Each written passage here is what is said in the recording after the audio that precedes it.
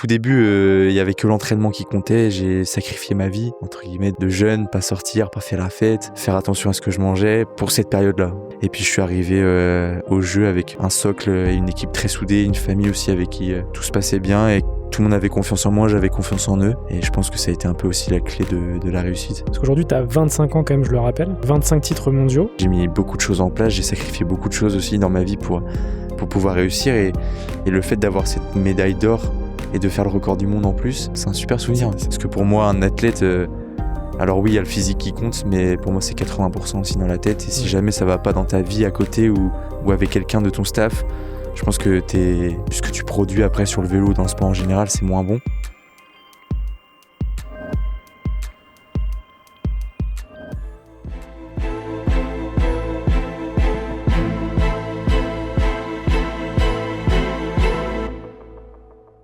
Pendant longtemps, je savais que je devais m'intéresser à l'investissement et comme beaucoup, j'ai repoussé. Parce que quand tu es entrepreneur, tu es déjà à fond sur ton business. Tu te dis, je verrai plus tard. Et ces derniers mois, j'ai réalisé que si je construisais des projets sur le long terme, je devais aussi penser à mon avenir personnel, parce que personne ne va le faire à ma place. Et IG m'a aidé à passer ce cap en me donnant un cadre clair pour investir en actions et en ETF. Tu peux commencer simplement avec des achats fractionnés dès 10 € et ouvrir un compte facilement. Si tu attends le moment parfait, c'est comme dans l'entrepreneuriat, tu risques d'attendre longtemps. Alors pour passer à l'action dès maintenant, le lien IG est en description. Merci à IG pour cette collaboration commerciale.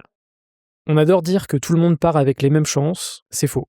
Certains naissent avec un terrain plat, d'autres avec une montagne. Mon invité, lui, a fait un AVC à sa naissance, quelques heures après son premier souffle. 95% de puissance musculaire en moins sur le côté droit, une vie annoncée adaptée, on ne lui promet pas des podiums, on lui promet des limites, et pourtant, à 25 ans, il est triple champion paralympique. Une médaille d'or à Tokyo en 2021, 2 médailles d'or à Paris l'année dernière, 25 titres mondiaux, c'est énorme, et 2 fois élu champion des champions France en parasport par l'équipe. Mais les médailles ne racontent pas l'histoire. Elles en sont juste la trace. Ce qui m'intéresse, c'est l'invisible, les réveils avant l'aube, les kilomètres sous la pluie, les séances où le corps brûle et où le mental négocie. La plupart des gens veulent la réussite, mais pas la répétition. Ils veulent le podium, mais pas les milliers d'heures sans témoin. Ils veulent le statut, mais pas la discipline froide, méthodique, presque obsessionnelle. Lui a compris quelque chose que peu d'entrepreneurs acceptent. On ne gagne pas parce qu'on part égal, on gagne parce qu'on refuse de négocier avec son standard. Aujourd'hui, on va parler de sport, de performance, d'exigence et de ce que les entrepreneurs peuvent apprendre d'un homme qui a transformé un déséquilibre en avantage compétitif. Bienvenue sur Serial. Alexandre, comment tu vas ? Merci de l'invitation. C'est une super présentation, merci. Je suis vraiment très content de te recevoir sur le podcast. Merci d'avoir accepté mon invitation. Avec grand plaisir. La première question que je pose sur la totalité de mes épisodes, c'est de savoir dans quel environnement est-ce que tu as grandi ? Dans un environnement plutôt simple, d'une famille où on est 4 enfants. J'ai trois frères, j'ai un frère et 2 sœurs. J'ai habité pendant 24 ans dans une petite commune qui s'appelle Saint-Caradec au centre de la Bretagne, dans une petite maison avec tout ce qu'il y a de plus chaleureux dans une famille. Donc on était soudés les uns les autres et c'est ce que je retiendrai de mon enfance. Comment ça démarre le cyclisme ? Oh, ça démarre tard déjà. Ça démarre, moi j'ai 14 ans. Quand ça commence, donc pour le vélo, c'est même pour le sport en général, quand tu essaies d'être performant dans une discipline, c'est assez tard. Mais le projet du vélo, c'était plus du loisir extrascolaire. Donc voilà, j'ai commencé parce que c'est un contexte familial. J'avais papa qui faisait du vélo, mon parrain, mon papy, mon petit frère. Donc c'est vrai que c'était un contexte qui était centré sur le cyclisme. Et c'est pour ça que je me suis lancé dans ce sport aussi également. Quand tu te lances dans ce sport, tu te dis que tu vas faire des championnats du monde, Non. que tu vas faire des... Non, déjà il y avait au tout début, il y avait quand même aussi la problématique de l'handicap qui faisait que j'ai pas découvert le monde paralympique tout de suite. J'ai d'abord commencé avec les valides, etc. Et qu'on soit une personne handicapée ou non, déjà les débuts dans un sport d'endurance comme ça, ça demande beaucoup. Et donc c'était évident que les premières années allaient être compliquées. Et d'autant plus pour moi avec cet handicap qui m'handicape vraiment sur le vélo. On va en reparler par la Bien suite, sûr. mais il y a eu plusieurs choses qui ont fait que j'ai pu aujourd'hui en vivre et c'est une réelle chance. Donc aujourd'hui, Alexandre, tu es hémiplégique, justement suite à un AVC à la naissance. Est-ce que tu veux me parler justement de ce handicap ? J'en ai pas beaucoup parlé avec mes parents, etc. parce que ça fait partie de moi et je suis l'aîné de la famille. Donc mes parents avaient 26 ans quand je suis né, donc pour eux ça a dû être difficile aussi à vivre.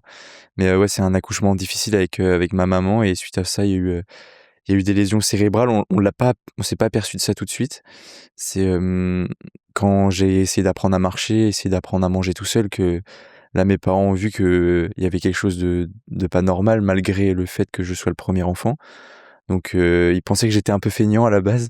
Donc, c'est pour ça qu'ils ont été voir un kinésithérapeute sur Plémé. Et voilà, le verdict est tombé. Le kiné a dit d'aller faire un IRM cérébral pour voir ce qui pouvait se passer. Et suite à cet IRM-là, on a vu qu'il y avait des lésions cérébrales. Et donc voilà, ça a été le départ d'une nouvelle vie et ça n'a pas empêché à mes parents de me faire des petits frères et des petites sœurs après, donc c'est qu'il n'y a pas eu trop de problèmes. C'est clair. À quel moment est-ce que tu comprends que ton corps, il fonctionne pas comme celui des autres? Je pense que je le comprends toujours pas. Ok.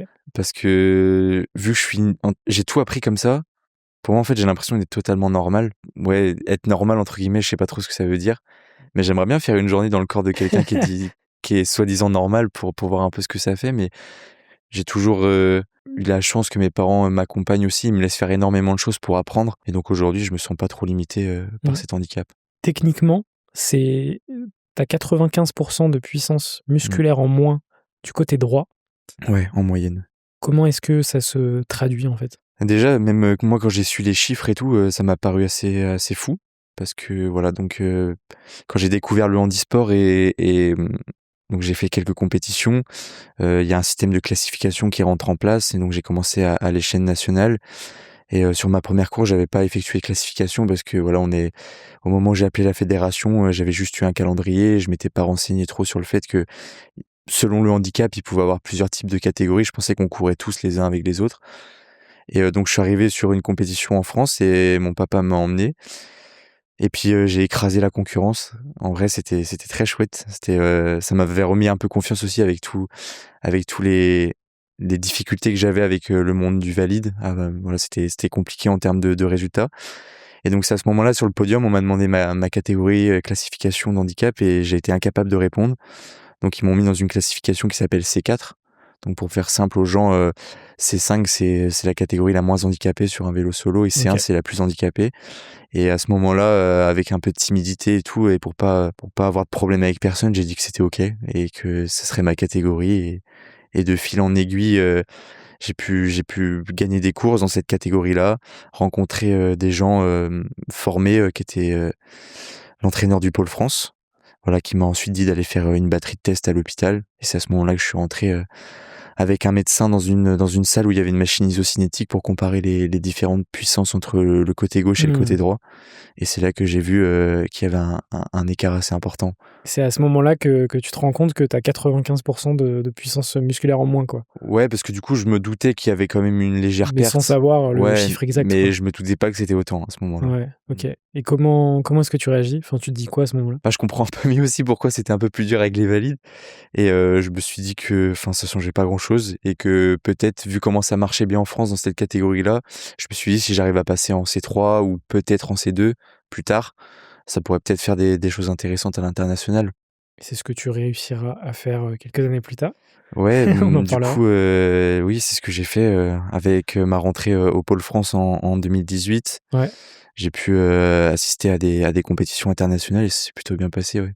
En 2018, tu commences la piste, parce que jusque-là, tu faisais du cyclisme sur route. Comment ça se passe, ces débuts sur la piste? À quel point c'est différent du cyclisme sur piste versus du cyclisme sur route? Ouais, c'est différent parce que du coup, après le bac, je suis parti du coup au Pôle France à Bayonne et donc c'est à ce moment-là que j'ai pu découvrir aussi la piste. Parce que du coup, l'entraîneur me disait que c'était pas possible de faire que de la route. Pour aller, pour viser les Jeux paralympiques, il fallait être plutôt bon dans plusieurs domaines et plusieurs disciplines. Et donc c'est à ce moment-là qu'il m'a dit qu'il y avait aussi la piste à côté. Je lui ai dit que j'en avais jamais pratiqué. Et donc il m'a dit tout le monde a déjà commencé. Enfin, on passe toujours par les débuts.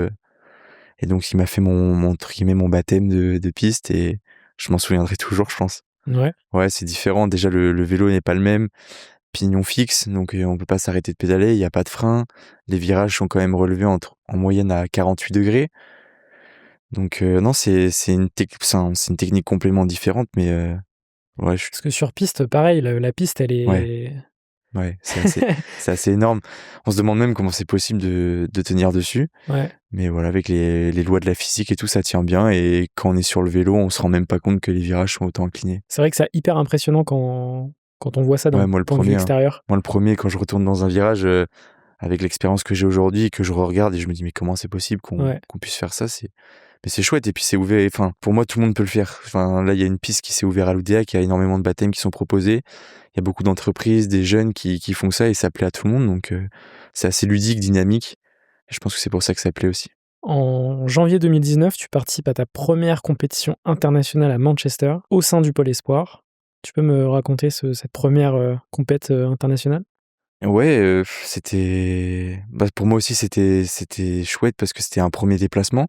C'est la première fois de ma vie que je loupais l'école et que je faisais des déplacements pour le sport. Mmh. Et donc là, je me suis vraiment rendu compte que ça devenait très sérieux. Et donc, la piste, à ce moment-là, en France, on n'était pas non plus une nation, extraordinairement forte dans le paracyclisme. Je dirais pas de bêtises, mais je crois qu'il me semble qu'à Rio, il y avait une seule médaille pour l'équipe de France, aux Jeux de Rio. Donc on était loin d'être les superstars, du paracyclisme. Donc, il y avait, la poursuite, donc qui était, ce que je travaillais le plus sur piste. Et il y avait des minima à faire pour pouvoir rentrer en équipe de France, pour pouvoir faire les championnats du monde, par la suite. Et donc sur cette compétition-là, le but pour moi aussi, c'était de découvrir un peu le niveau international et de pouvoir voir aussi, par rapport à d'autres Français et par rapport aux minima qui étaient proposés, ce que je valais. Donc c'était plutôt cool. Qu'est-ce que ça va donner en termes de résultats, cette compète? Il me semble que je fais 2e de la poursuite, il me semble, et je fais des minima pour rentrer en équipe de France. Donc, l'objectif était plus qu'atteint, ouais. Un bon démarrage. Un bon démarrage. Et quelques mois plus tard, en septembre 2019, tu remportes ton premier titre de champion du monde sur route, Mmh. lors des mondiaux de paracyclisme à Emmen, aux Pays-Bas. Ouais, Et tu prends également la 4e place du contre-la-montre. Donc là, premier titre de champion du monde. ouais. Qu'est-ce que ça te fait? C'était assez extraordinaire parce que c'était mon premier championnat du monde sur route quand même. Il y avait eu plusieurs compétitions, sur route, en coupe du monde, avant, en avril, mai, et les compétitions s'étaient toujours plutôt bien passées. Il y a eu des bons résultats. Mais, de là à me dire que je pouvais être champion du monde, pour moi, entre une coupe du monde et un championnat du monde, il y avait encore 2-3 marches à franchir avant de pouvoir, glaner des titres comme ça. Parce que pour moi, le maillot arc-en-ciel dans le vélo, ça restera, toujours, le Graal. Donc, c'était vraiment très chouette. Quand j'ai appris ma sélection, déjà, c'était un honneur de pouvoir porter le maillot de l'équipe de France. Et c'est ce que j'avais dit à mon entraîneur de l'époque, c'était, pour moi, ça va être juste une découverte aussi, savoir comment ça se passe. La pression qu'il y a autour des championnats du monde, est-ce que c'est différent? Est-ce que les adversaires sont plus forts, moins forts? Comment ça se déroule? J'avais que 18 ans encore, vu que je suis de fin d'année. Donc je me suis dit: «Ouais, c'est vraiment l'objectif, c'est vraiment prendre du plaisir, découvrir ce qu'il y a autour et puis pas de pression de résultat». 18 ans, donc année du bac. Comment est-ce que c'est perçu aussi auprès de ton entourage, ta famille, tes amis, quand tu remportes ce premier titre? Et ben, en plus, j'ai eu la chance que mes parents fassent le déplacement en secret, Sans te le dire? sans me prévenir, voilà, je parlais avec eux par message juste avant la course. Et quand j'ai franchi la ligne d'arrivée, ils étaient, là à m'attendre. Et donc ça a été une double «consécration» entre guillemets, parce que c'était pas du tout prévu que je gagne et ça s'est super bien déroulé et j'ai pu gagner la course. Et cerise sur le gâteau, quand je franchis la ligne, il y avait mes parents sur le bord. Ouais. Donc c'est vrai que ça a été juste un moment, magique que j'oublierai pas, et Un c'était trop bien, un souvenir, mémorable. carrément. Et en parallèle de ça, tu vas démarrer un BTS de maintenance industrielle. Mmh.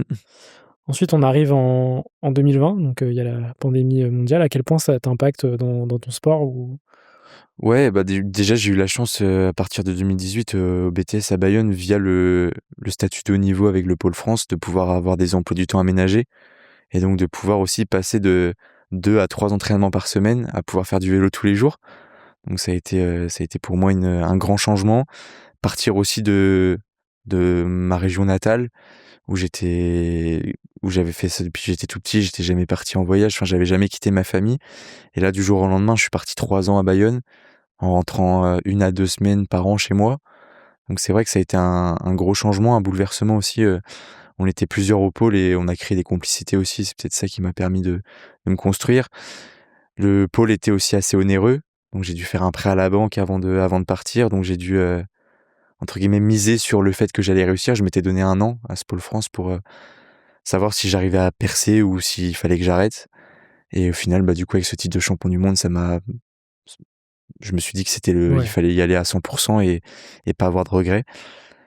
Et c'est vrai que du coup, avec ce titre-là, bah, les portes des Jeux de Tokyo se sont ouvertes. C'était pas du tout prévu à la base. Et donc, on en avait parlé avec mon entraîneur et pour moi, 2020, c'était encore un peu trop tôt, je pense, par rapport à la maturité physique. Et c'est vrai que pour moi, on va dire que c'est une chance qu'il y ait eu le Covid-19. Ça a été, ça m'a permis, entre guillemets, de pouvoir m'entraîner 1 an de plus et de pouvoir être plus performant pour pouvoir tout simplement avoir ma qualification pour les Jeux. Ouais, puisque les Jeux ont été décalés D'une année, du coup. d'une année, Mmh. donc en 2021 du coup. Ouais, c'est ça. Et donc à Tokyo, tu vas remporter ta première médaille d'or paralympique. À 20 ans. Est-ce que tu veux me raconter ça? Ouais, c'était très chouette. Bah, un peu la même chose que pour mes premiers championnats du monde, hein. Entre guillemets, moi, on m'appelait Projet Paris 2024. Donc au sein de la Fédé, et cetera, j'étais plus un jeune pour les Jeux de Paris. Et grâce à tous ces résultats et ces super entraînements, et cetera, j'ai pu aller aux Jeux de Tokyo. C'était un contexte assez particulier avec le Covid au Japon.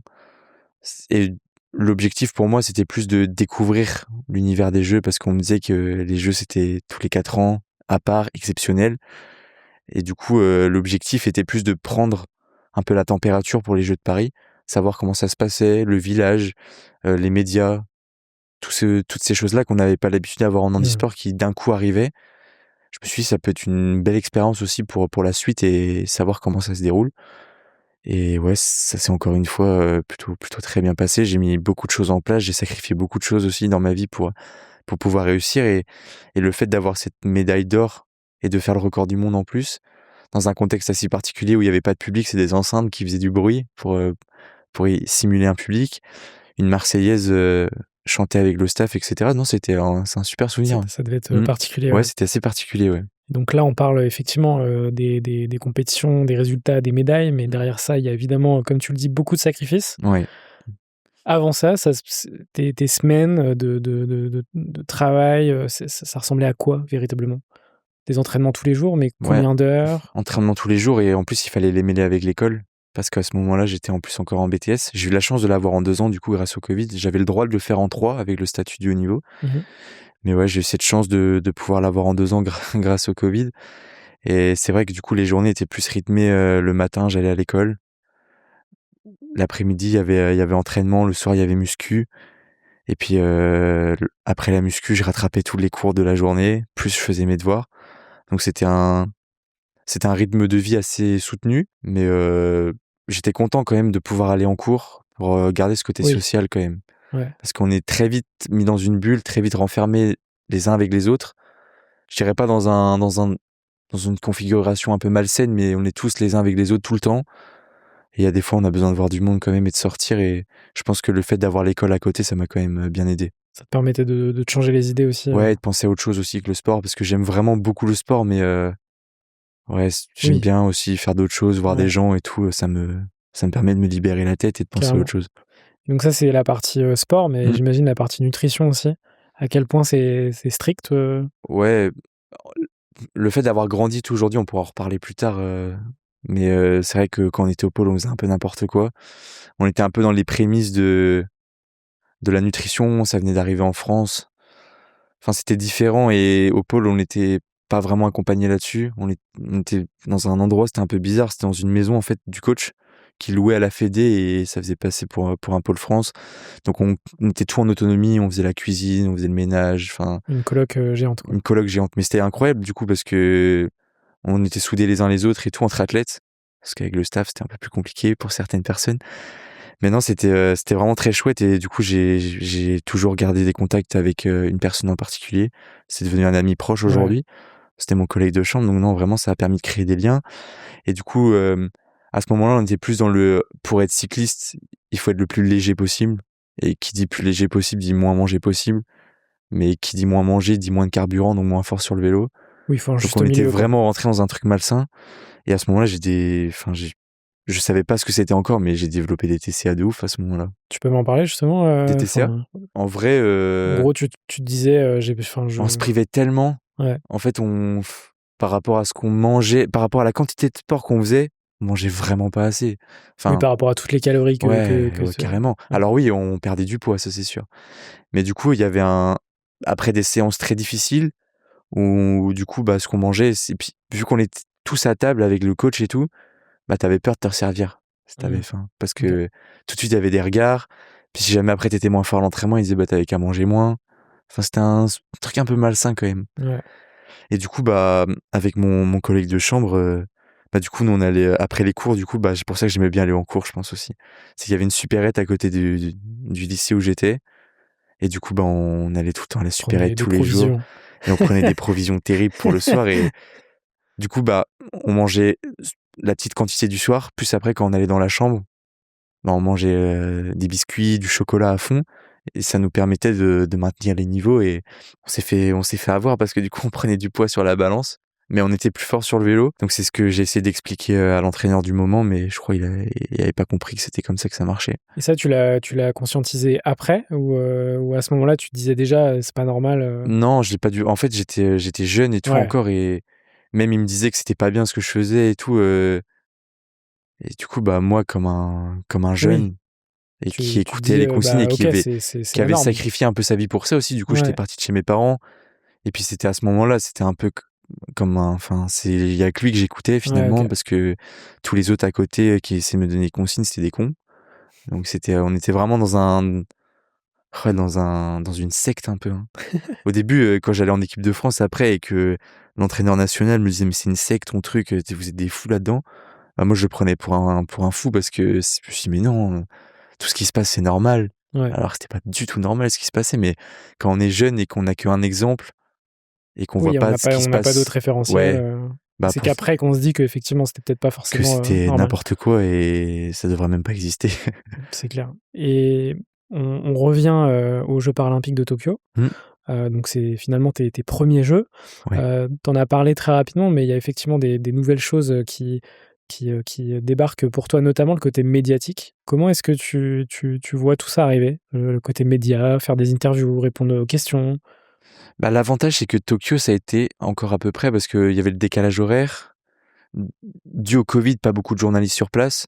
Donc en fait, j'avais une interlocutrice au sein de la fédération avec qui j'étais en contact, et qui après, elle diffusait les communiqués qu'elle avait à d'autres journalistes. Donc pour moi, cette première expérience-là m'allait très bien, parce que justement, il y avait qu'une personne que je connaissais à peu près, en qui j'avais confiance. Dès que je disais des mots, des termes, c'était pas modifié, pas déformé. Du coup, non, c'était, ma première expérience en tout cas Ouais. de ce monde-là était plutôt cool, ouais. Suite à ces premiers jeux, à quel point ta carrière change? À quel point ça a de l'impact sur la suite de ta carrière? Le fait Ah, d'avoir une première médaille d'or, tu vois? beaucoup de la chance d'avoir des partenaires, parce que, c'était pas médiatisé, mais, j'étais la première médaille d'or française aux Jeux de Tokyo, donc forcément ça a fait beaucoup plus de bruit, et ça m'a permis aussi d'être un peu plus mis en avant, ce que je détestais à cette période-là, mais j'ai vite compris plus tard que pour en vivre et pour pouvoir continuer à faire ce qu'on aime, il fallait se montrer. Et donc, à ces débuts-là, quand je suis rentré chez moi à Saint-Caradec, ça a été un peu compliqué, de l'accepter. J'allais dans les supermarchés, à Loudéac et tout, et tout le monde me reconnaissait, on me demandait des photos. Donc c'est vrai que quand on a 20 ans, il y a un peu ce premier côté qui fait: «Ah trop bien et tout, je suis une Ouais, star et tout, c'est trop chouette». Mais on se rend vite compte que c'est pas vraiment, enfin, moi ça je me suis vite amène plus rendu de compte que c'était contraintes que pas ça de que j'aimais vraiment. ouais. Et j'ai une anecdote où je suis avec mon frère au Leclerc, et on est dans le rayon des chocolats, des bonbons, et il y a quelqu'un qui vient me voir en me disant que on pouvait pas être athlète de haut niveau et manger ça. Donc en vrai, je me suis dit: «Pouah, Dis-le, pour qui ouais, tu te prends, en pourquoi?» fait? C'est ça. Mais, c'est là que je me suis rendu compte qu'en fait, il fallait faire attention c'est là que je me suis dit que l'image était importante et qu'il fallait faire attention à ce qu'on faisait et ce qu'on disait. Suite à ça, qu'est-ce qui se passe, dans ta carrière? Bah, déjà, pour revenir à ça, j'ai pris beaucoup de maturité d'un coup, je pense, parce que de fait de partir de chez moi, d'aller au pôle, de rentrer après du pôle, et d'avoir ce côté médiatique où faut faire un peu attention, j'ai pris en maturité d'un coup, et Parce que de toute façon, tu pas le choix. ah bah non, j'avais pas le C'est choix, et puis, il a fallu aussi que je devienne un peu moins timide, parce que j'étais très introverti par rapport à mon handicap au collège, et cetera. J'étais très introverti, je parlais pas beaucoup, j'étais un peu effacé, et donc du jour au lendemain aussi, il a fallu apprendre à bien s'exprimer. Donc ça a été, ça s'est pas fait du jour au lendemain, mais, au progressivement, ouais. progressivement, et aujourd'hui je suis fier de ce que j'ai accompli. Au fil des années, tu vas, tout défoncer, hein, très clairement. Ouais. Parce qu'aujourd'hui, tu as 25 ans quand même, je le rappelle, Mmh. 25 titres mondiaux. On va forcément parler, des Jeux paralympiques de Paris parce que c'est quelque chose quand même de particulier, les Jeux Clairement. à la maison. Mmh. J'imagine que c'était quelque chose que tu attendais, que tu préparais, depuis, Oui. pas mal d'années. Mmh. Est-ce que tu peux me raconter ça de la prépa, jusqu'aux Jeux? Alors clairement, les Jeux de Paris, on nous l'a fait rentrer dans la tête très vite et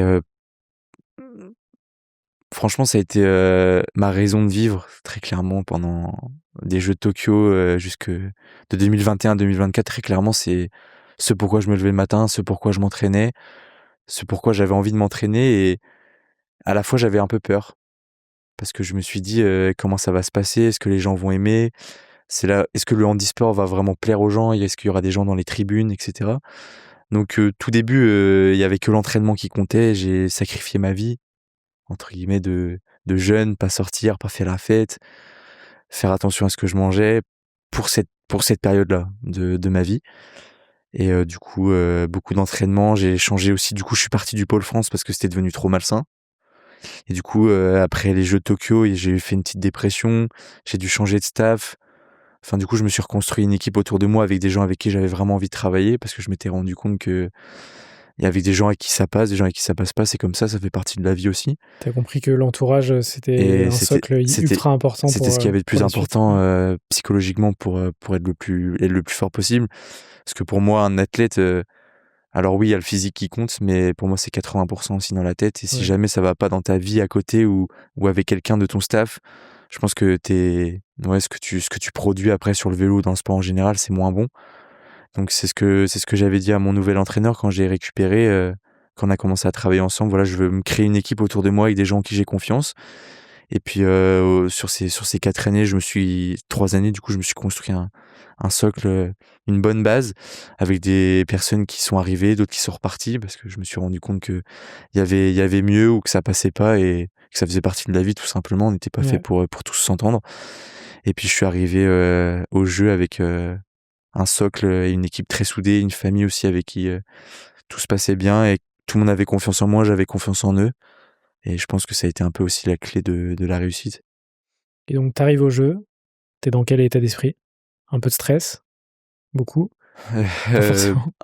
Un peu de stress et tout. J'ai eu aussi la chance de rencontrer Maxime, avant les Jeux qui m'a permis vraiment de me dédouaner parce que je me rendais pas compte de l'impact médiatique que ça allait avoir et du coup, le fait de l'avoir à mes côtés aussi, ça a permis de laisser tout ce côté médiatique à Maxime et moi de me concentrer que sur la partie sportive qui était déjà très énergivore et ouais, ça je me suis rendu compte en fait, ça allait être un truc de fou parce que tout le monde s'est enfin, jusque, on va dire 6 mois avant les Jeux, je trouve que ça allait. Il y avait des journalistes qui intervenaient, c'était de temps à autre des questions à répondre et en fait 6 mois avant les Jeux, tout le monde s'est un peu excité et là je me suis rendu compte de la folie que ça allait Mmh. être, ouais. Et donc on arrive, à ce moment des Jeux, au moment de ces différentes épreuves, Bah, déjà ouais, on est parti en pré-camp avec l'équipe de France, 2 semaines avant, le début des Jeux paralympiques donc on a pu, voir aussi, les JO, comment ça se passait, la cérémonie d'ouverture qui avait été grandiose, le nombre de personnes qui avaient été présents malgré mmh, la météo de cette, cérémonie d'ouverture et là, je me souviens, j'étais avec Kevin Lequinf, mon collègue de chambre et je lui ai dit: «Mais gros, je pense qu'on n'est pas prêt à ce qu'on va vivre parce que là, même si c'est les Jeux olympiques, je pense qu'il va y avoir un vrai engouement et forcément», je lui ai dit: «Si les Jeux aux olympiques plaisent aux gens, ils auront pas envie que ça s'arrête et ils vont venir nous voir donc et j'en avais même parlé à mon entraîneur à ce moment-là, je lui ai dit: «Je pense qu'on n'est pas prêt de ce qui va se passer» et là où je me suis aussi rendu compte que ça allait être assez extraordinaire, c'est que pendant notre pré-camp à Roubaix, donc on était sur le vélodrome de Roubaix, tous les jours, sur nos jours de créneaux d'entraînement, il y avait des écoles et des gens qui venaient assister aux entraînements et qui faisaient du bruit. incroyable. C'était incroyable parce que en fait, nous, on n'a pas trop de public en handisport et le fait d'avoir découvert ce que c'était à l'entraînement, je pense que ça nous a quand même mis dans un mindset où, ça allait être un peu la même chose, le jour des compétitions et au final, avec le recul, je pense que ça nous a permis quand même de se rendre compte de ce que ça allait être. Encore une fois, je me répète, hein, mais c'était tellement grandiose que si on avait connu ça que le jour J, je pense qu'on aurait pu être déstabilisé. Donc ça a été un gros booster et en même temps, ça a permis de préparer, Ouais. ces jeux. Ouais, c'est un boost d'énergie aussi parce que quand t'as des enfants qui arrivent, qui crient ton prénom alors que pour toi t'es personne et enfin tu fais ton sport et t'es content de le faire et qu'il y a des gens qui demandent des photos, qui déjà crient ton prénom juste à l'entraînement. Ouais, c'est chouette et ça Ouais. donne de la motivation même à l'entraînement. Du coup, tu vas chercher encore plus loin dans l'effort et c'est peut-être ces petits pourcentages-là à l'entraînement qui te permettent peut-être de gagner quelques dixièmes de secondes après à l'arrivée Mmh. du jour J. Au jeu, tu concourais dans plusieurs catégories. Ouais. Est-ce qu'on peut les lister, ensemble? Ouais, donc j'ai fait, sur la piste, j'ai fait la poursuite Ouais. individuelle, donc c'était 3 kilomètres à faire le plus rapidement possible. Il y a combien de participants? Moi, du coup, là, c'était à ce moment-là, on était que dans une seule catégorie, il y avait que ma catégorie C2 qui était représentée et je crois qu'on était 10 OK. à la faire. Ensuite, le lendemain, j'avais kilomètre. Donc là, c'est pareil, c'est un peu le même délire, c'est, 1 kilomètre, départ arrêté à faire le plus rapidement possible et cette fois-ci, on était mélangés avec les 1 et les 3. Donc on était beaucoup plus et après là, je rentre dans le terme un peu technique, mais selon ton handicap, tu avais des pourcentages de facteurs pour que les chances soient à peu près égales les Mmh. uns envers les autres. Et voilà, donc il y a eu ça. Et puis le dernier jour sur piste, j'ai pu faire la vitesse par équipe. Encore une fois, ça c'était quelque chose de fou de pouvoir partager ça avec les collègues. Et bon, le résultat de cette vitesse par équipe n'était pas là. On a fait quatrième, mais Ouais. on a pu partager des moments ensemble. Et je pense que ça nous a soudés. Et toi, en individuel, tu as remporté 2 médailles d'or. Ouais, après j'ai fait sur la piste, j'en ai remporté une. J'ai OK. remporté la médaille d'or à la poursuite avec le record du monde à la clé. Bon, Tu peux me raconter cette, course? un peu déçu du temps quand même parce que j'avais déjà fait mieux à l'entraînement, mais Ouais. ouais, je peux te raconter la finale. Je pense que je revivrai jamais ça dans ma vie, hein. Déjà, il y a un peu de pression quand même parce que j'avais fait une boulette. J'avais annoncé à tous les journaux avant dans les conférences de presse et tout que j'avais vraiment envie de gagner cette épreuve, que j'étais tenant du titre et que ça me tenait à cœur en France de répéter la même chose. Donc c'est moi, je me suis mis une pression tout seul. C'était complètement idiot et je pense que je le referai pas. Donc il y avait déjà cette petite appréhension-là. J'avais découvert ce que c'était aussi avec le matin, les qualifications, l'ambiance générale de la piste, où en fait on n'a pas d'indication sur le vélo. Donc on part, on pédale et c'est l'entraîneur sur le bord de piste qui nous indique si on est dans les temps qu'on s'était Oh, OK. fixé ou pas. Et très déstabilisant parce qu'il y avait tellement de bruit que je l'entendais même pas. Donc j'ai tout fait à l'aveugle le matin. Donc j'ai fait record du monde. Donc ça m'a quand même mis en confiance pour l'après-midi. Mais une finale, c'est jamais gagné d'avance. On a beau avoir 2-3 secondes, battre le record du monde. C'est une deuxième compétition, tu sais pas comment l'autre a récupéré.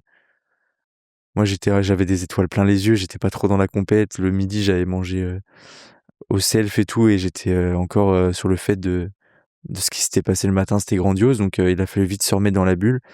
Heureusement, il y avait la prépa mentale qui était au milieu de la piste avec moi pour m'aider à me reconcentrer sur ce truc de fou parce que j'avais aussi mes parents, ma famille qui avaient fait le déplacement dans les gradins, donc C'était quoi les conseils, pour la prépa mentale? moi, de faire abstraction de tout ce qu'il y avait autour et de me dire que c'était un entraînement et que j'avais mis 3 ans. Je me suis entraîné 3 ans pour 3 minutes. Oui, c'est le résultat de 3 Ouais, ans. exactement, de travail, de sacrifice et ouais, c'est ça qui m'a beaucoup rabâché et que bon, moi, j'étais pas trop dans cette mentalité-là, mais que peu importe le résultat, il fallait que je prenne du plaisir et donc voilà, c'était parti, les sensations étaient horribles dès le début et voilà, je me suis donné à 100 et puis je pense que le public, m'a beaucoup aidé. Il y avait un bus de Saint-Caradec aussi qui avait fait le déplacement avec Mmh. 52 personnes dans les gradins, donc dès que je passais à côté d'eux, ça faisait encore plus de bruit. Et puis c'était pour tous ces gens-là aussi, j'avais beau être dans un état, où c'était horrible, c'était difficile, j'avais mal partout, mais pour remercier tous les gens qui avaient fait le déplacement, même pour mon entraîneur, tout l'investissement qu'il avait fait, pour les partenaires aussi qui m'accompagnent et qui me permettaient de vivre mon projet à 100 c'était important d'aller le plus loin possible dans la douleur et voilà, ça a bien marché et j'ai fait un moins bon temps en finale qu'en qualification, mais ce qui compte au final, c'est la médaille et de chanter la Marseillaise avec toutes ces personnes-là. Que tu passes, la ligne d'arrivée, tu vois que tu es Ouais et 1er. bizarrement, la douleur, elle disparaît, hein. C'est fou parce que j'ai passé, je pense que aujourd'hui, c'est les 3 minutes 30 les plus horribles de ma vie en termes de douleur, musculaire, mais 3 secondes après, c'était les plus belles. Donc en vrai, c'était fou, hein, c'était un sacré contraste. Et donc après, évidemment, il y a les interviews médias, Ouais. le fait de célébrer la médaille aussi auprès du public. Mmh. Ça, c'était quelque chose de fou aussi bien sur les Jeux olympiques que les Jeux paralympiques avec la scène. Ouais, enfin, Comment est-ce que tu as vécu tout ça? bah, nous, du coup, c'était un peu différent au Vélodrome parce que Ouais, du coup, en fait, on avait, 3 enfin, moi, j'avais 3 épreuves, 3 jours à suivre. Donc c'était aussi en termes de récupération et tout, c'était assez difficile. Donc le fait de passer par les médias direct après une course aussi, ça change de d'habitude. Bon, pour ma part, ça s'est plutôt bien passé, donc il y a pas eu ça, mais des fois, les réactions à chaud, c'est pas les meilleures. Et justement, c'est ce que je oui. disais tout à l'heure, c'est ces journalistes, ils aiment bien être là à la réaction à chaud pour essayer Mmh. d'avoir un peu de croustillant pour l'article du lendemain. Donc pour moi, j'ai eu la chance que tout se déroule à merveille, donc c'était que du positif. Et puis après, pour raconter un peu ce qui se passe après la médaille, donc en 15 minutes, tu passes devant les journalistes, tu vas te changer, tu montes sur le podium. Après, tu as le contrôle antidopage, donc qui peut durer plus ou moins longtemps. Et puis ouais, après, j'ai pris le choix de passer quelques temps aussi avec ma famille, 5-10 minutes. Et puis tu vas au massage, tu manges, et puis tu fais le briefing pour le lendemain, pour la Ouais, course d'après. Donc tu penses déjà au lendemain. c'est c'est ça aussi, j'ai énormément profité après, mais c'est vrai que pendant, je suis passé de ouais, j'ai eu la Marseillaise à j'ai tout de suite switché dès le podium, dès le contrôle antidopage. J'ai tout de suite switché à la journée d'après, j'ai fait ça pendant 3 jours. Donc le lendemain au kilomètre, ça s'est plutôt bien passé, médaille de bronze. Puis la vitesse par équipe, malheureusement, on fait 4e. Et entre la fin de la piste et le début de la route, j'avais 4 jours, il me semble. Et c'est là que j'en ai partagé au manager, à mon entraîneur et tout, et j'aurais dit, avec ce que j'avais vu au Club France, j'ai dit: «J'ai besoin d'aller souffler, voir ce qui s'y passe et de fêter Mmh. les médailles avec le public». Et donc j'ai découvert aussi, le Club France à ce moment-là. Ouais. Donc ça devait être incroyable. Magnifique, c'était génial. Donc c'était fou, le public était en transe encore une fois. Il y avait 15 000 personnes là à la Villette, pour nous accueillir, alors que pour moi, on faisait juste ce qu'on aimait, faire du sport. Et le fait de ensuite passer devant les gens, en fait, il y avait tout un circuit journaliste aussi, quand tu arrivais au Club France. Tu passais une petite heure, devant les médias, puis après tu avais ton passage sur la scène, et puis ouais, c'était juste magnifique. Mais c'était pas pour moi, c'était pas la fin des Jeux, donc il a fallu tout de suite re-switcher pour les 2 dernières compétitions. Et les 2 dernières, c'était quoi? C'était le contre-la-montre sur la route et la course en ligne. Et donc le contre-la-montre, tu vas Ouais, remporter une autre médaille d'or. ouais, c'était encore une fois, ça s'est joué à pas grand-chose, hein. C'était cette année-là avec, le Belge, le plus gros écart qu'on a eu au contre-la-montre, bah, je crois que c'est le jour des Jeux, il y a eu 2 secondes 71, je m'en souviendrai toute ma vie. Et c'était le plus gros écart de toute l'année sur chaque contre-la-montre, et sur 3 contre-la-montre, ça a tourné en sa faveur, et le jour des Jeux, c'était en ma faveur à moi. Donc c'était juste dingue. Et j'avais pas fait la même erreur avec les journalistes de dire que le chrono, c'était aussi, presque au-dessus de la poursuite en termes d'objectifs, parce que je gagnais pas beaucoup de chrono, j'étais pas champion du monde en titre. C'était une discipline que j'adorais, mais où j'étais pas super performant. Mmh. Et donc c'est vrai que les 3 dernières années avec, Mathieu, mon entraîneur, on a vraiment mis l'accent sur cette discipline-là, avec, le matériel aussi qui est hyper, indispensable. C'est de la F1 maintenant, le contre-la-montre, on passe en soufflerie, on améliore le matériel, les différents pneus par rapport au rendement, par rapport aussi au parcours, il y a des choix de roues. Enfin, c'est devenu vraiment, Ouais, c'est vraiment le sens du détail, au c'était. maximum, quoi, Et puis pour 2 secondes, tu sais que le détail était très important. clairement. Donc voilà, pour moi, les jeux à ce moment-là Ouais. étaient super bien réussis. Et on a fait une journée historique aussi avec le paracyclisme, sur cette journée-là. De mémoire, on a fait 11 médailles sur cette journée. Donc Énorme. c'était juste énorme. Ouais. Et cette année 2025, elle va pas s'arrêter là, puisque quelques mois plus tard, Bah ouais, du coup, il y a eu la course en ligne aussi, le dernier jour ouais, des Jeux, où j'ai pu, voilà, on a fait 2e et 3e avec mon coéquipier français. On s'est fait battre par un Anglais, mais sur le coup, c'était un peu difficile à digérer. Mais au final, qu'est-ce que c'était plaisant encore une fois oui, de refaire un podium, et puis, de pouvoir retourner à la Villette au Club France avec 4 médailles autour du cou. ouais, C'était juste dingue. la mission était réussie. Ouais, la mission était plus que réussie Plus même. que réussie, ouais. Ouais.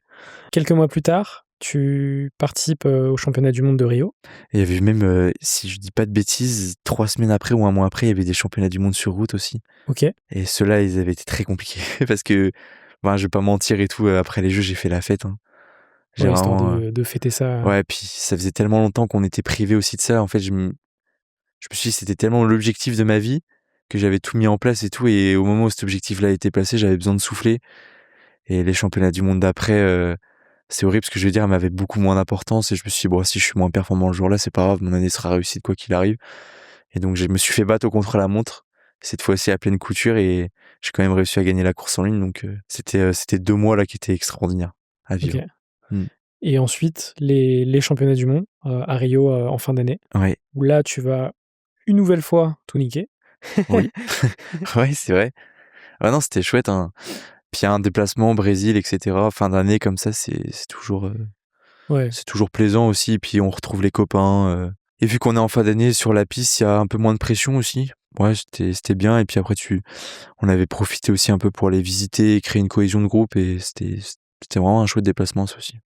donc là, tu vas aussi enchaîner les mises en avant dans les médias, Ouais. que ce soit dans l'équipe, dans Ouest France, dans le Télégramme, à devenir en fait même le nouveau visage du paralympisme en France. Mm. Même si nouveau, ça fait déjà quelques années Ouais. que tu roules ta bosse. Comment est-ce que tu as vécu ça aussi, cette mise en avant? Je sais que tu as été en une de l'équipe. Du coup, forcément, ça amène aussi potentiellement d'autres partenaires Mm. qui s'intéressent à toi, qui s'intéressent à ton sport. Comment est-ce que tu as vécu tout ça? Comme je l'ai dit tout à l'heure, heureusement qu'il y avait Maxime, hein, parce que moi je suis un peu tête en l'air et c'était pas pour ça que j'étais focus. Moi je voulais faire du vélo et je me suis dit bon les journalistes et tout, alors, c'est pas que j'en ai rien à faire, mais si au pire je loupe un média de temps en temps, c'est pas grave. Puis ça m'est même arrivé que dans mon calendrier je case 2 médias aux mêmes heures et tout. Enfin du coup va-t-on expliquer après que je choisis plutôt l'un plutôt que l'autre.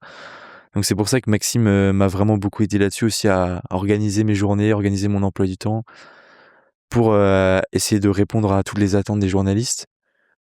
Et Ouais, ça a été un peu dur parce que enfin pour moi on n'est pas fait pour être adulé par d'autres personnes aussi. Enfin chaque personne, personne n'est fait pour ça. pour moi chaque humain est, on est tous au même, enfin on est tous sur un même piédestal et le fait que d'autres soient fans de certains, enfin c'est un concept que j'ai du Ouais. mal à concevoir. Et c'est pour ça que même par rapport aux journalistes, que des journalistes viennent passer une journée avec moi pour savoir comment ça se passe dans ma vie, etc. Enfin, Tu te dis: «Mais ça va bah intéresser pourquoi? qui?» Ouais, voilà, pourquoi faire? Alors qu'en réalité, en fait, ce qui est cool, c'est que derrière alors effectivement, ce côté-là, je comprends que ça puisse paraître bizarre, mais dans l'autre sens, je me dis: «Si demain, ça inspire Mmh, des jeunes, tu vois, qui potentiellement ont le même handicap ou même qui n'ont pas du tout de handicap, mais qui veulent faire pareil» et se dire: «Bah, moi aussi, bah plus tard, j'ai carrément. envie de faire, des jeux, remporter des médailles d'or, remporter des championnats du monde», bah, ça, tu vois, je trouve que c'est génial. Ouais, carrément. Et puis c'est même ce que je me suis dit en fait, je me suis dit, moi le premier je suis consommateur des gens qui montrent ce qui se passe dans leur journée. Enfin des athlètes sur YouTube qui font des vidéos, etc. Moi je suis le premier à regarder de comment ils font et ça me passionne vraiment de savoir comment eux ils font. Ouais, Et c'est vrai que moi je me dis, enfin et c'est bête et Maxime et tout, essaie de me forcer à faire ça, mais à prendre des photos de mon quotidien, filmer, oui. Documenter te tout ce que tu documenter fais. tout ce que je fais et tout. Et je me suis dit, mais en fait, quand je le fais, je me dis, bah, qui va aimer Ouais. ça? Et au final, après, quand je croise des jeunes et tout, ils me disent, putain, c'est trop bien ce que tu fais et tout. C'est pour ça que j'essaye d'être un peu plus assidu là-dessus, mais de base, je suis pas trop quelqu'un qui aime m'exposer, je suis pas trop réseaux sociaux. Et du coup, pour moi, ça, c'est la facette un peu plus compliquée du métier, en tout cas pour moi, je suis fait pour faire Ouais, du sport, m'entraîner, et ça, j'adore. comme, la majorité des Et sportifs. c'est pour ça que des fois, coup de pied au cul de Maxime qui me dit il faut que tu fasses ça et tout. Et des fois, je lui dis mais pourquoi ça Ouais sert à rien? Et au final, c'est lui qui a raison. et pour mettre un peu plus de contexte, Maxime, c'est Maxime Aranou, Mmh. qui est aussi Ouais, présent c'est vrai, derrière, derrière les caméras je l'ai pas présenté. et on fera un épisode avec lui, aussi, dans cette série donc il pourra aussi nous parler Putain, j'ai déjà hâte de d'écouter le l'envers du podcast. décor. Il me reste encore quelques petites questions sur cette partie. Ouais, Aujourd'hui, tu as 25 ans, 25 titres mondiaux. Comment est-ce qu'on reste, affamé quand on a déjà gagné pas mal de médailles? je veux marquer l'histoire de mon sport. Et je pense que pour marquer l'histoire, il faut faire des choses extraordinaires. Et donc là, pour l'instant, je suis sur une bonne lancée, mais c'est pas fini. Ma carrière est loin d'être terminée encore, donc j'ai le temps de faire pas mal de choses. C'est clair. Et ce qui m'anime aussi aujourd'hui, en étant un peu plus âgé et plus mûr aussi sûrement, c'est qu'il y a des jeunes qui arrivent et je commence à être un des plus vieux de l'équipe, La concurrence. la concurrence, et pouvoir donner des conseils aussi à des jeunes qui font en fait, je suis passé par là et j'ai pas envie qu'ils fassent les mêmes erreurs que moi j'ai fait. Donc les conseiller, etc., ça me passionne aussi énormément. Et c'est pour ça que j'aime encore ça. Et puis même toutes les techniques, les tactiques de course, le choix du matériel et tout, je commence à être, même s'il y a le staff qui est à côté de nous pour nous conseiller, je commence à avoir une expérience aussi dans le domaine. Donc je peux conseiller aussi les jeunes par rapport à ça. Et moi-même, je me fais encore conseiller par des plus anciens. Et je pense que cette transmission-là, j'aime beaucoup aussi. Elle est hyper importante. Ouais, carrément. Aujourd'hui, tu prépares les Jeux de Los Angeles. J'imagine que c'est le prochain objectif, on va dire. Comment est-ce que tu prépares ces Jeux? C'est quoi aujourd'hui ton rythme d'entraînement?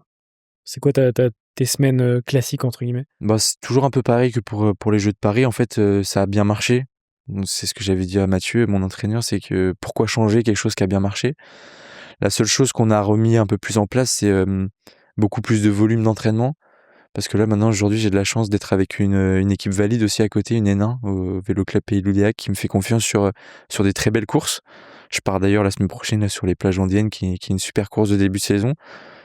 Donc c'est ça aussi qui me permet de rester motivé, j'en ai pas parlé tout à l'heure, mais ce côté valide où je me prends encore des fessées et puis je travaille pour des leaders, ça me permet de peut-être aussi de garder la tête sur les épaules et les pieds sur terre, faire de prendre des branlées encore en valide.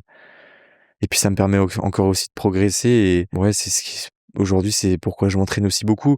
Ça fait aussi des sortes de micro-objectifs avant chaque, parce que attendre tous les 4 ans ou attendre tous les ans un championnat du monde, ça peut être très long, et l'hiver peut être très long. Et là, le fait de pouvoir reprendre sur des compétitions un peu plus tôt, avec des valides où le niveau est quand même bien supérieur en handisport, moi, ça me permet d'évoluer aussi. Et puis je suis un compétiteur dans l'âme quand même. Donc, de vouloir les challenger quand même. De pouvoir faire des compétitions tous les week-ends, ça met un but à l'entraînement et j'en ai besoin. Qu'est-ce qu'on peut te souhaiter pour Los Angeles? Tu vas concourir dans combien de catégories? De combien d'épreuves? Les 2 sur route, toujours le contre-la-montre et la course en ligne. Et puis sur piste, la poursuite a disparu malheureusement. Elle a été remplacée par une épreuve qui s'appelle l'élimination.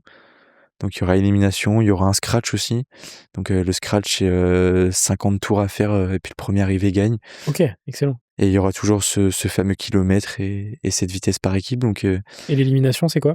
L'élimination, c'est on est 20 sur la piste et tous les 2 tours, le dernier qui franchit la ligne est éliminé. Donc c'est assez sport et ça frotte beaucoup. C'est une battle royale, quoi. C'est une sorte de battle royale, c'est clairement ça.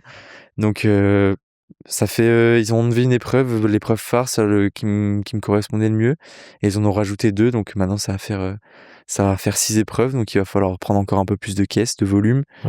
Et puis on verra bien ce que ça fait. Mais là, à Los Angeles, j'irai vraiment pour le plaisir. Bon, bien sûr, dans le plaisir, il y a les médailles. Hein. Plus on fait de médailles, plus on prend du plaisir. Mais voilà. Et puis si jamais il y a des jeunes qui arrivent aussi sur ces jeux, essayer d'être un peu là pour les conseiller et pas leur faire n'importe quoi, et leur éviter de leur mettre une pression supplémentaire avec les jeux et puis les médias. Aujourd'hui, tu vis de ton sport. Oui, j'ai cette chance. C'est une chance et en même temps, t'as bossé pour. Ouais, mais c'est une chance énorme. Comment est-ce que ça fonctionne? C'est grâce à des partenaires, grâce à... Ouais, c'est là on va rentrer un peu plus dans le côté entrepreneurial que je comprenais pas trop quand j'étais plus jeune. Mais ouais, j'ai la chance de pouvoir vivre de cette passion-là grâce à des partenaires qui m'accompagnent. Et donc j'ai dû ouvrir ma micro dans un premier temps avec tout ce qui découle à côté pour justement avoir ces sponsors qui se mettent sur cette micro, et puis ensuite pouvoir m'acheter du matériel pour être plus performant dans le vélo, parce que du coup, comme je disais tout à l'heure, c'est devenu un sport très technologique et tous les mois, tous les 2 mois, il y a du nouveau matériel qui sort. Et donc pour être à la pointe du matériel, il faut aussi pas mal d'argent. Et c'est un peu le serpent qui se mange la queue. Donc avoir des partenaires, c'est quand même essentiel aujourd'hui pour être performant dans le vélo. Ouais, pour pouvoir investir dans ton matos. Clairement, etc. Et puis comme on en parlait aussi tout à l'heure, il n'y a pas que le matos, il y a aussi tous les à côté, la prépa physique, prépa mentale, psychologue, nutritionniste.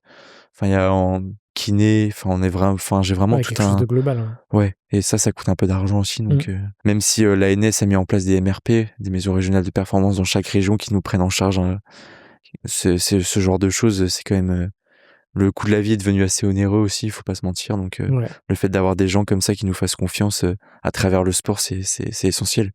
Écoute, on va pouvoir passer à la Mais du dernière coup, partie. j'ai aussi découvert les impôts et l'URSSAF. Ça, c'est la partie un peu moins Les fun les du joies de l'entrepreneuriat et de la vie ouais active. et bah, ça pourrait être un long sujet, hein, mais du coup, les comptables, les avocats Ouais, fiscalistes et le cetera, fait de c'est de de déclarer son chiffre d'affaires, de ouais et voir les puis, on prélèvements n'apprend et pas ça à cetera. l'école. Mmh.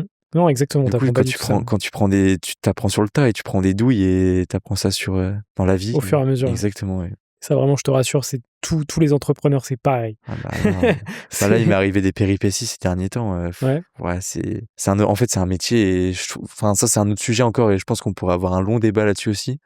C'est que là, on rentre dans la vie active et on n'a jamais appris ça à l'école. Même tout simple, faire une feuille d'imposition, déclarer ses impôts, ça, c'est un truc essentiel que tout le monde fait et quand tu arrives à selon ton âge à ta première feuille de paye, bah, quand on te dit de déclarer des impôts, tu savais même pas comment faire, ouais, comment aller la chercher, c'est quoi ton numéro, fiscal, enfin, tout plein de choses, ouais. qui pourraient être intéressants, dans le Mmh. domaine de l'école, mais bon, ça, c'est un autre débat encore. C'est clair. Ah, c'est je totalement aligné là-dessus. On va pouvoir passer à la dernière partie, du podcast avec, des petites questions, rapides. Évidemment, à chaque fois, tu as le temps d'y répondre puisqu'on est, sur un podcast. La première question, c'est, aujourd'hui, c'est qui, l'athlète qui t'inspire le plus? Bah, moi, ça sera toujours Martin Fourcade, hein. C'est un mec qui était acharné de travail, qui était toujours dans l'ombre et enfin, j'ai l'impression de me retrouver un peu en lui et j'essaie de suivre un peu son chemin. Mmh.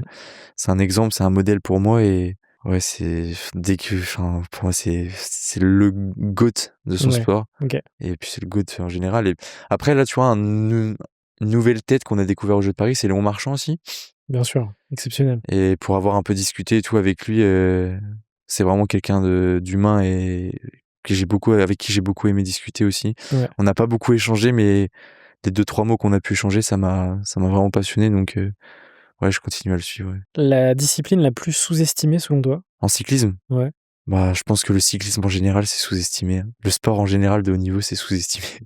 c'est clair. Ouais, Ce que le sport t'a appris que l'école ne t'aurait jamais appris? la discipline. Le moment où tu as failli abandonner? Après les Jeux de Tokyo, ce moment-là où Ouais. je suis parti du pôle France, j'ai dû changer de staff et cetera. J'avais arrêté le vélo, mais j'ai repris après, mais je Ouais, tu sais sentais que tu arrivais au bout, quoi. bah et puis j'ai découvert du coup là un peu la notoriété. Oui, il y a eu tout d'un coup, Il y a eu quoi. tout d'un coup et c'était une grosse charge pour moi et ouais, j'avais arrêté un peu le vélo à ce moment-là, ouais. Mais tu as repris. Mais j'ai repris Et tant mieux. parce que c'est ce qui me passionne C'est clair. et puis comme m'avait dit mon père, j'ai la chance de pouvoir en vivre et il m'a dit: «Tu vas aller, travailler et tu vas vite revenir au vélo». Tu as pas tort. Ton pire défaut de compétiteur? Bah, pas aimer perdre, hein. Ouais. Ouais, vraiment, je déteste ça et puis du coup, ça empiète un peu aussi sur le privé. Les jeux de société, j'aime pas perdre. Quand je joue aux échecs, j'aime pas perdre. Ouais. Donc Est-ce que tu as une ou un athlète à me recommander pour un futur épisode? Heidi Gauguin OK. aussi, qui a une histoire aussi assez extraordinaire. Quel sport? Cyclisme, pareil. Mais non, franchement, c'est une athlète aussi que j'admire et donc si jamais tu as la chance un jour de pouvoir l'interviewer, je pense que ça peut être pas mal. OK. Mmh. Je me note la reco. Elle habite à Cesson, pas loin en plus, Ah, donc c'est bien. Super, bah, écoute, je me note la reco. Et la dernière question, c'est quoi ta définition personnelle de hors norme? quelque chose d'hors norme.